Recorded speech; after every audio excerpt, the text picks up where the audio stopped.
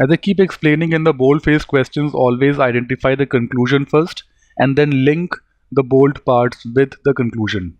What is the conclusion here? The conclusion is that a pinch of gun control would keep us safer. That's the conclusion. And how does this relate? I would say this is an observation which is being studied in the argument.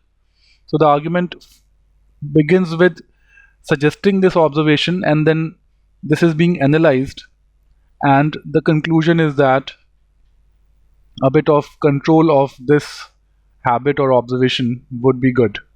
So with this approach, let's look at the answer choices now. This is a main conclusion, not at all. The main conclusion is that this is something bad, this needs to be controlled. The conclusion is opposite to it. Not exact opposite, because opposite would be we do not love our guns, but opposite in the sense that this needs to be curbed.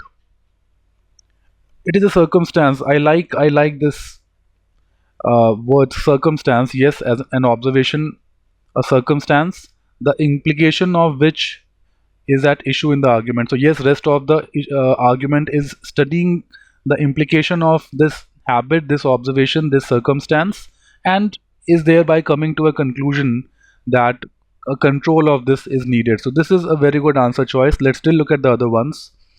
It is a claim. Okay, this can be called a claim also because it is something subjective. Some may say that okay, this is not true. The accuracy of which, this is a trap. Accuracy would mean that the argument is about whether we love our guns or we don't love our guns. It's not the accuracy of this statement which is at issue in the argument. It is the implication. This word implication is very important. A word like implication or consequence would be important.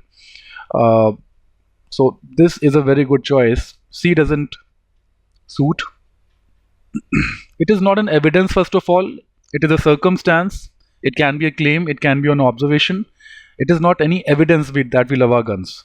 And it is not against the conclusion. It is in fact a particular finding, a circumstance which on evaluated leads to a particular conclusion. So it is not opposite to the conclusion, against the conclusion. That's not correct.